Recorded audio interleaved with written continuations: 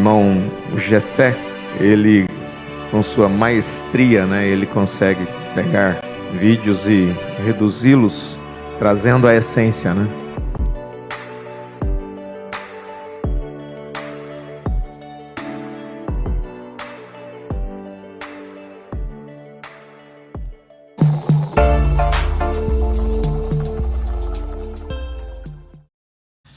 Então não haverá um arrebatamento.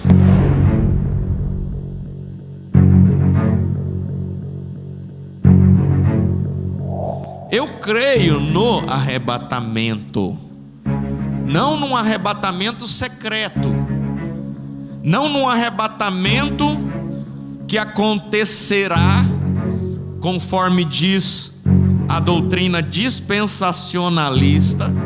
Não só dispensacionalista, mas os pré-tribulacionistas.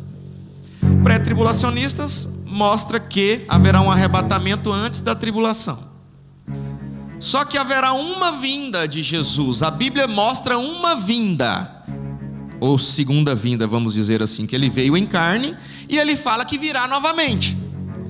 E para crer num arrebatamento secreto antes da tribulação, eu tenho que dividir a segunda vinda de Jesus em duas. Eu não consigo encontrar isso nas Escrituras, porque ele vai vir, descer em glória, Apocalipse capítulo 19, Paulo fala dessa segunda vinda em várias cartas, Jesus fala da sua segunda vinda, em momento nenhum ele divide, como se acontecesse uma vinda para resgatar um povo e depois a vinda continuasse lá após a grande tribulação. Eu creio sim no arrebatamento que Paulo fala de 1 Tessalonicenses capítulo 4. Esse autor, Tim LaHaye, que escreveu estes livros deixados para trás, que creio eu li algo a respeito, que Hollywood já está preparando esta série de filmes novamente para ser lançado. Aí sim os homens serão enganados mesmo, porque aí Hollywood lançará os filmes e é a maneira como o povo vai crer, num arrebatamento secreto. E muita gente pensa que isso é para quem é crente da mensagem. Não, várias denominações pregam este arrebatamento secreto, não é só quem é da mensagem que crê assim, como se fosse uma exclusividade profética. Não é isso, é algo que vem sendo trazido há 200 anos para cá. Então só de pensar assim, é de 200 anos para cá, é uma doutrina muito nova. Nós temos 2000 anos que a Bíblia foi, que pelo menos o Novo Testamento está aí à disposição. E por que isso nunca foi pregado? Só 200 anos para cá. Para nós entendermos melhor este arrebatamento, a gente tem que ir lá em 1 Tessalonicenses, capítulo 4. Então assim, não que não haverá um arrebatamento, porque eu disse que a escritura de 24, Mateus 24, 40, não é o arrebatamento. Então não haverá um arrebatamento. Mateus 24, você pode abrir a Bíblia aí, eu vou ser bem lento. Mateus 24, no verso 40, quando o Senhor disse que estando dois no campo, um será levado e deixado o outro, então significa que se isso não é o arrebatamento, então não haverá um arrebatamento. Bom, eu disse realmente que Mateus 24, 40 ao 42 não é o arrebatamento, porque Jesus está... Primeiro, ele declara que, como foi nos dias de Noé, que muitos foram levados pelas correntes das águas do dilúvio, muitos também naquele dia. Que dia? Na batalha do Armagedon serão mortos e outros deixados. A gente explicou isso, não é o arrebatamento, mas a batalha do Armagedon. A gente foi em Zacarias, no livro do profeta Zacarias, capítulo 14, que no verso 16, o profeta Zacarias diz assim: acontecerá que todos os que restarem, todos aqueles que forem deixados, Uns serão levados e outros deixados. É o verso 40 de Mateus 24. Levados. Jesus acabara de dizer no versículo anterior: no dilúvio muitos foram levados pelas águas do dilúvio ou morreram. Muitos serão mortos na batalha do Armagedon e outros deixados. Zacarias diz no capítulo 14, verso 16: e acontecerá que todos os que restarem de todas as nações, ele acaba de discorrer sobre aquela batalha do Armagedon.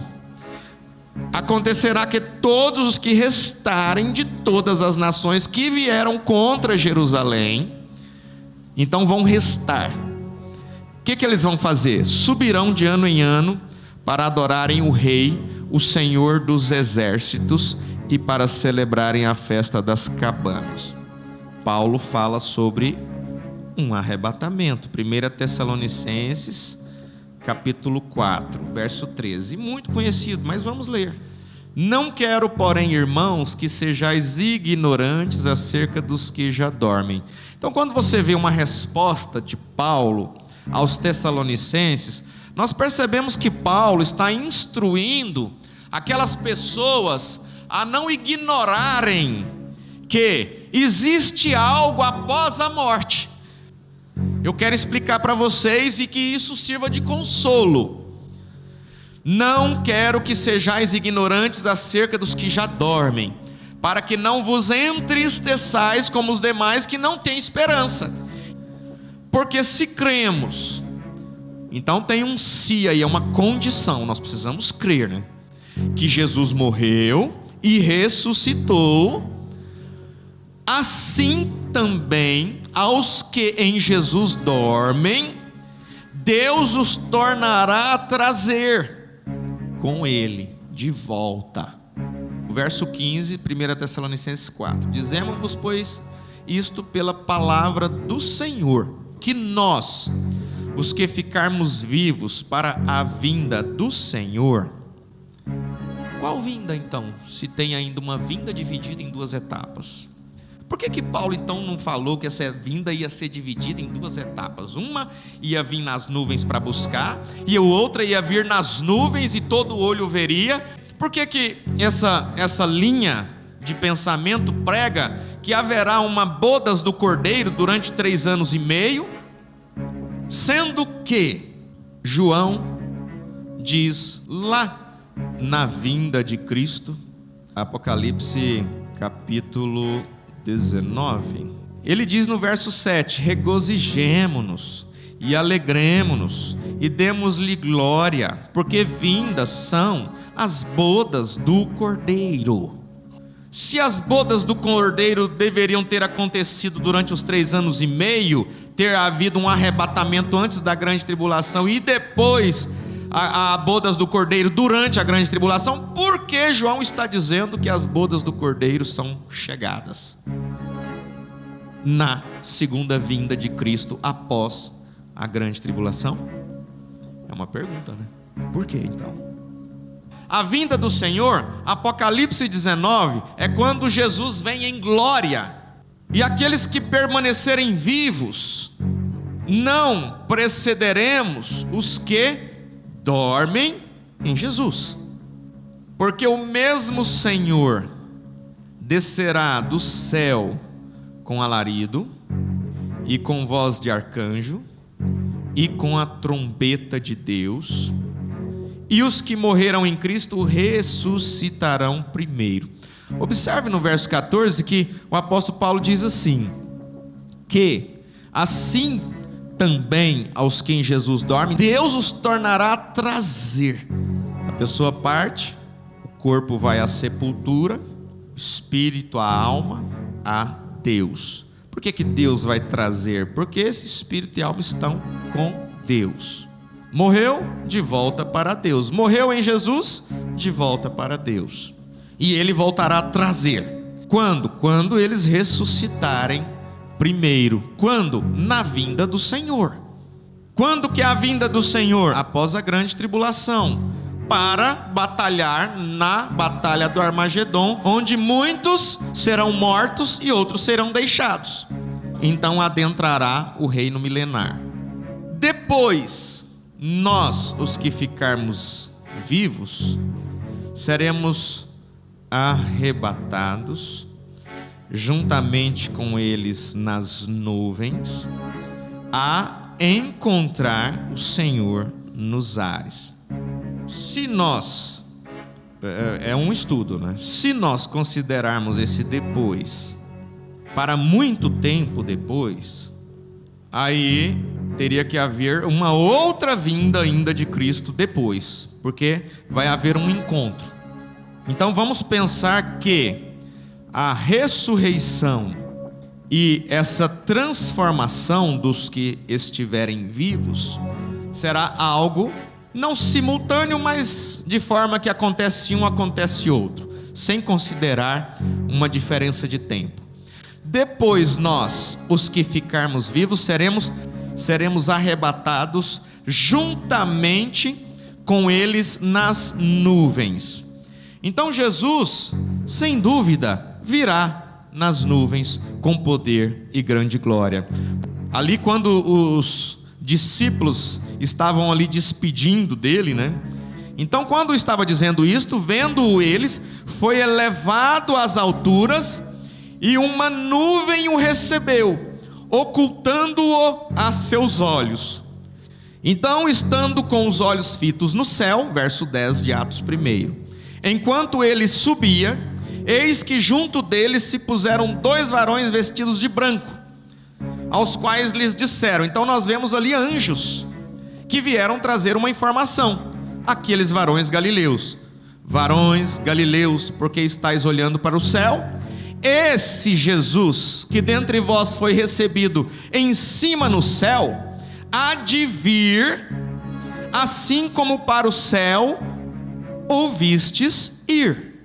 Então aqui ele já estava mostrando, ele voltará, como? Nas nuvens.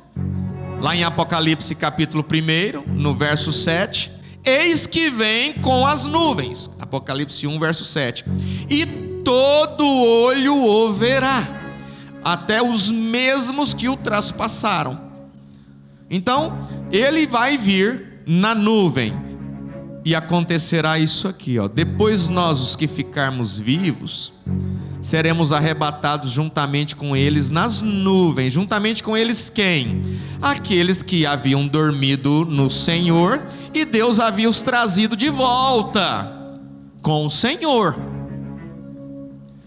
Os que estiverem vivos encontrará o Senhor nos ares. Então, quando se fala de arrebatamento, já pensa assim, vamos para o céu.